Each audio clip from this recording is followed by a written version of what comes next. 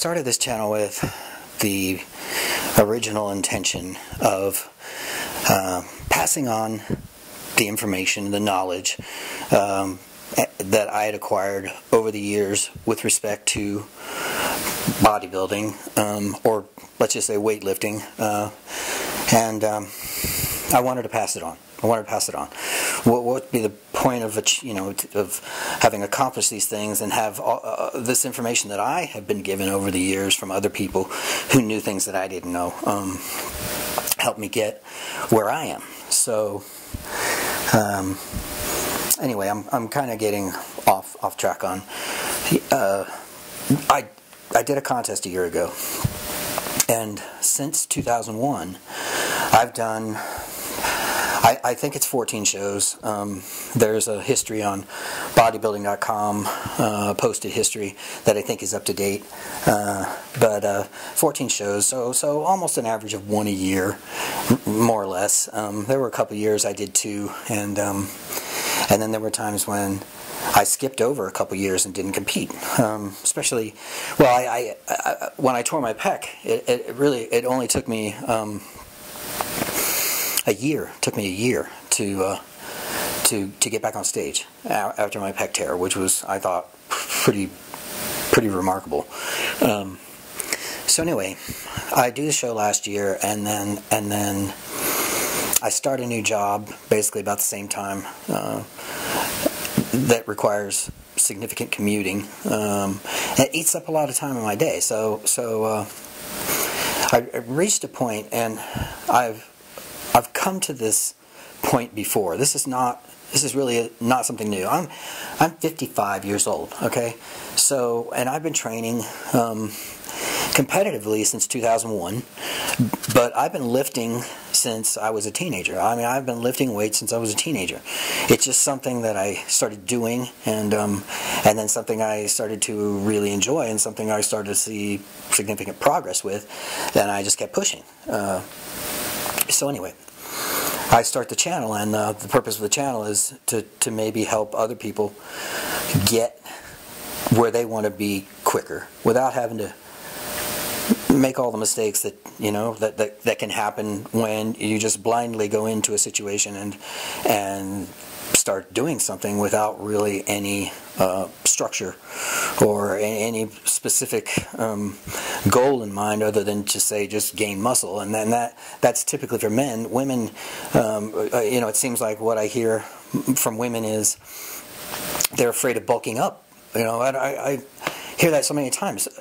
And ladies out there, if there are any of you listening, you don't bulk up when you lift weights. Maybe you do have the kind of structure that would facilitate muscle mass, per se, but you could work out twice a day with weights every day of the week for years, and you're never gonna get this muscular.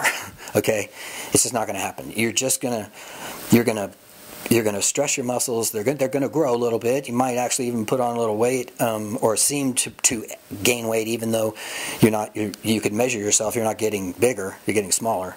But you shouldn't be afraid of the gym, and you shouldn't be afraid of the weights, and you should be really supplementing your exercise routines with jogging or aerobics or whatever, and the foundation should be the weight training. But so that was my preaching for today. So to the women of this world, the few that might listen to these videos, work out with weights, and tell your friends, do the same.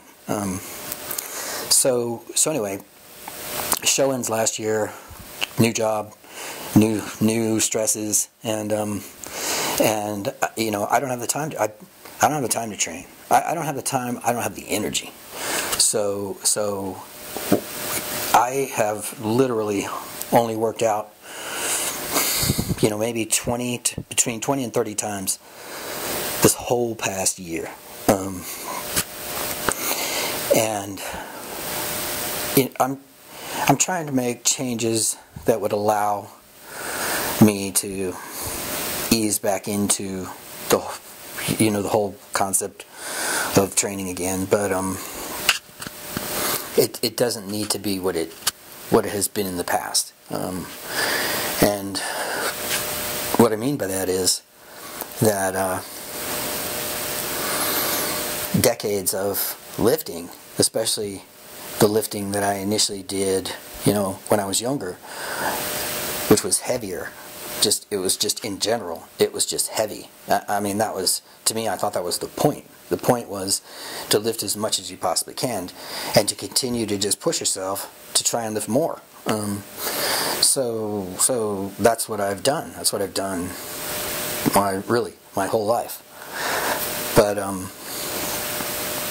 at 55, and this is for everyone out there. At 55, I have so much structural damage from all the heavy lifting that that I am chronically in pain. Sometimes worse than others, but the thing about it is, and maybe to my advantage or disadvantage, I'm not really sure. I would say my advantage, but my job is physically demanding.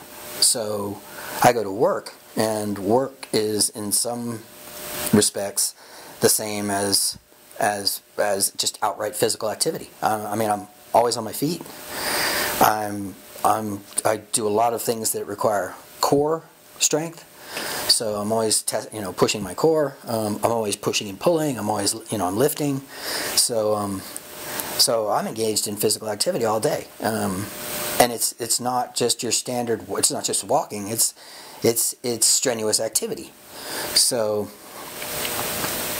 what you see right now. I mean, I've 12 months and I've only worked out about 20 or 25 times, and I don't feel like I've really lost anything. And that's the point, because I've taken numerous breaks in the past. There have been a number of other times when I just flat burned out. Just reached the point where maybe I was overtraining and I was just constantly hurting, and so you back off. There's no other, there's nothing else to do when you've literally pushed yourself past a point that your body is telling you, stop, and you're not listening. You just keep on pushing, thinking that you're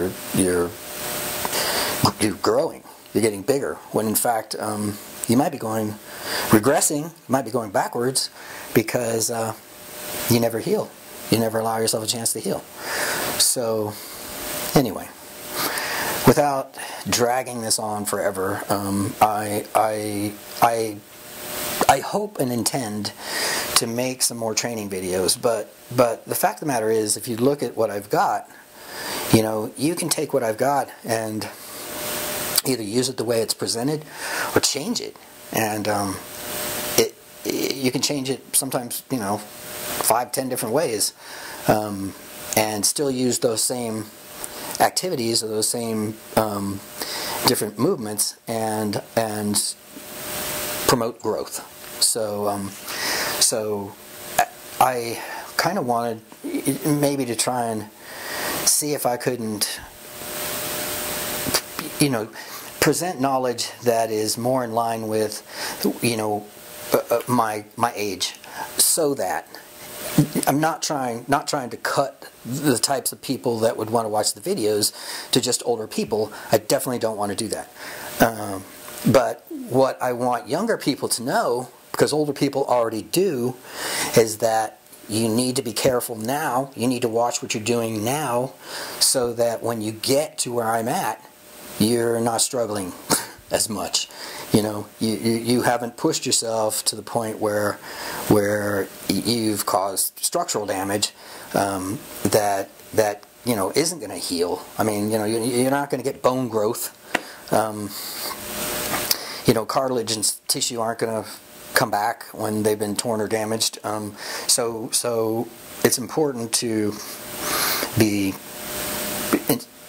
smart about what it is that you go and do in the gym, and to make sure that you're getting the adequate time off that your body needs to accommodate this kind of intense, stressful action against your muscle tissue that requires time to recover. So be smart, and like I've always said, listen to your body when you're training, because if for any reason you're having difficulty, it's probably time to step back. It's probably time to take it, just step back or change direction, but something. So anyway, hope to get a decent routine video out to you guys soon. I'm been working, these days, for a number of reasons on circuit training. I'm using free weights, okay, so I'm not stuck to a circuit like the one you would find in a gym, where it's just those plate-loaded machines, and you basically pull the pin and change the weight. I still use free weights. I just do circuit type training, and just cut it, upper body routines, combination routines, and then of course leg routines, and I just make the leg routines comprehensive. I do everything that I can, the front. I do the things that isolate the quads, things that isolate the hamstrings, and of course calf movements, and try and balance all that out so that that structurally everything comes out and is balanced. So anyway, talk to you guys soon. Thanks for listening.